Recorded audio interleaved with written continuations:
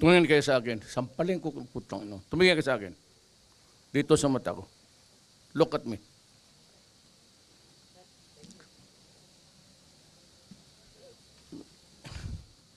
Alam mo, hindi ko maintindihan kung kayong mga kriminal nakapasok sa pulis. Alam mo, sana ang pulis maganda ang reputasyon. They have improved on their image a lot. Tumaas na yung respeto ng taong bayan sa ating mga pulis. Kayo yung ang salot ng kung ano, hindi maintindihan kung putang ina anong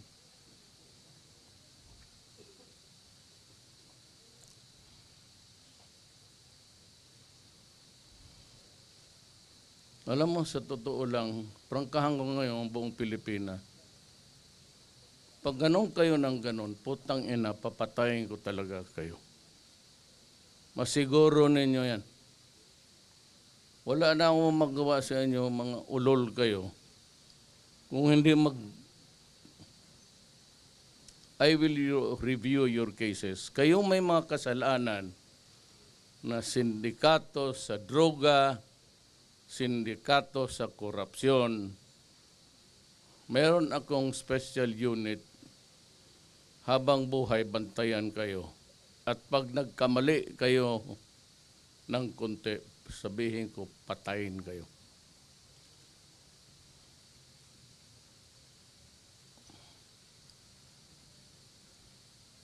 Bakit kayo pumasok sa pulis? Anong nakain ninyo na itong pulis para lang ito sa mga taong may pagmamahal sa bayan at gusto makapagsilbi sa kapwa-tao nila? Bakit kayo napasok dito, mga animal kayo? Para naman kayong putang ina, mga aso na eh. Ano, totoo lang, mabuti lang marami tao, may opisyal dito ninyo. Kanina ko pa pinagpapalo ng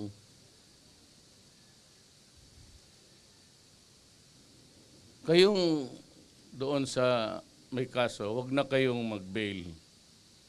Wag ninyo akong sisihin. Wag na kayong magpiansa, magtiis kayo dyan sa loob. Mas safer ang Pilipinas kung nasa loob kayo. O kung hindi, patay kayo.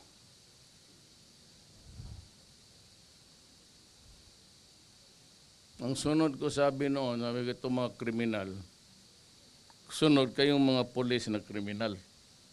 Hindi lang nyo sinisira yung pulis. It's a government institution, an organ of government important to maintain law and order. Kayo naman ang putang ina Ako nagwa-warning lang sa inyo. Hindi ako nagwa-warning na para pantakot. Nagwa-warning ako para gawin ko. Yan ang totoo. Wala na yung pantakot. Alam ko hindi kayo matakot. May baril kayo, mag-hold up kayo, mag-kidnap kayo, patayin pa ninyo. At sinabi pa ngayon sa akin, sabi ng hepe ninyo, may lumutang na naman na patay. Gusto talaga niyo subukan? O pues, ibigay ko sa inyo. At para naman sa kalaman ng taong bayan, ganon talaga ang gawin ko. Ganon talaga ang gawin ko.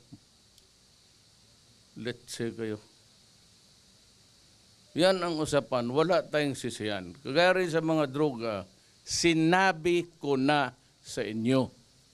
Ano pa naman yung putang ina hindi pa ninyo maintindihan?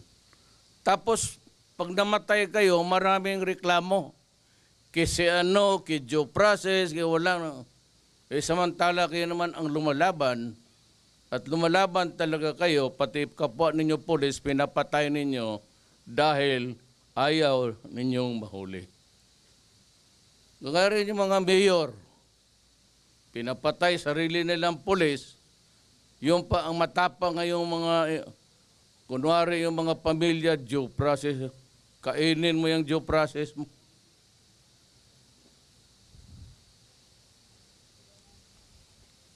wala kayong silbi para sa akin, salot kayo sa lipunan. Winawarningan ko kayo, kayong mga pamilya nakikinig ngayon, nandito itong mga putang inang, mga asawa ninyo, kapatid, anak. Huwag tayong magsisihan.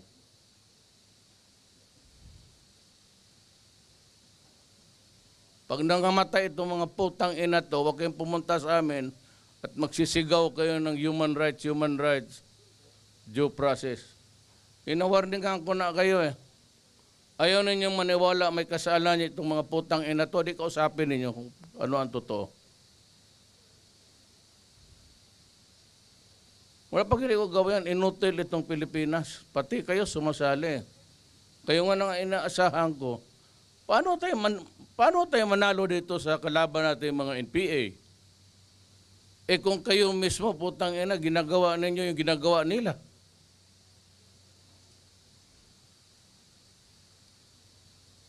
Ito basta wala. Kaya ako pinatawag dito, warning. Ayan, yung balite na yan ang magiging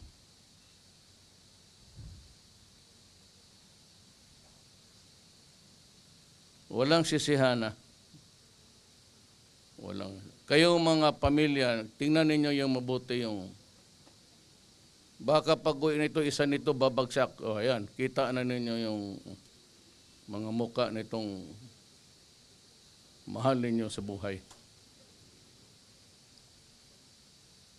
Gusto niyo kalabanin ang gobyerno? O pues, hindi tayo makatakot sa gobyerno. O di ako. Sige. Ako na. Huwag na yung mga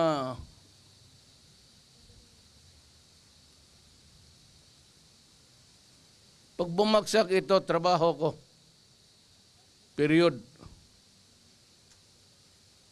Kaya kayong nasa loob, huwag kayong paarte-arte, kayo mag-piyansa-piyansa.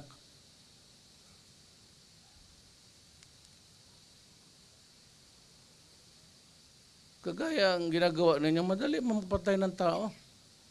Sundan mo lang sa likod, paputukan mo, tapos lakad ka lang, kalma. Isang newspaper lang naman, isang sigawan lang. Ang ingay dyan sa TV, 2 araw lang, 3 araw, tapos na. Hanggang dyan lang naman, media, hanggang dyan lang. Publication, headline, tapos wala na. History ka na. Bas, kung yan ang gusto ninyo, ibibigay ko talaga sa inyo. Nagbitaw ako ng salita nung isang araw nung nabasa ko, nalaman ko nga na may pinatay ninyo yung kidnap victim. Ano kaya kung gawain ko yun? Ano kaya isip ninyo kung kidnapin yung asawa mo tapos putulan ng ulo? Itapot dyan sa... Para magdusa ka lang rin. Mabigyan ka ng leksyon na pinakamasakit para dudugo ang luha mo dyan sa kulungan na yan. Yung ganon yung Apache, pati yung Rido. Pag pinatay mo yung kadugo niya, babalikan ka talaga. Ayun ang sa Mindanao eh. Baka gusto ninyo dito rin.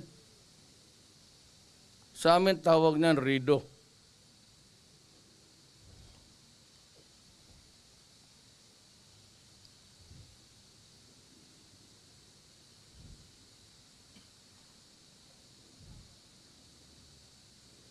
Magtindig kayo dyan. Magkukumperensya pa kami. Huwag kayong umalis dyan. Gutumin kayo, punot. Pag hindi, papatila ko sa inyo lahat yung